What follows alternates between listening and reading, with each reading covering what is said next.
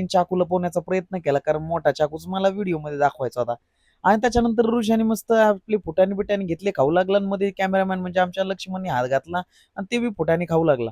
मी मिरची दाखवण्याचा बालिश प्रयत्न करू लागलो, पण त्यांनी काही कॅमेरा तिकडे फिरवलंच नाही. त्याच्यानंतर मग मी आता त्याला काय बोलावं, काही काही कळलंच नाही. मग मी म्हणलं की जाऊ द्या बाबा.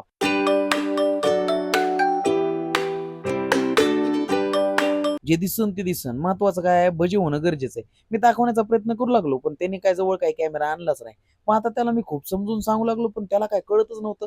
पण जाऊ द्यावा म्हणलं, आता किती वरडावा, आता शेवटी तो मित्रच आहे, प्रोफेशनल कॅमेरामॅन थोडीच आहे. मग कडीपत्ता पण अख्खा नको टाकू मित्र म्हणला. मग मी कर कर कर कर कर कर कापला आणि कडीपत्ता दिला एकदाच टाकून.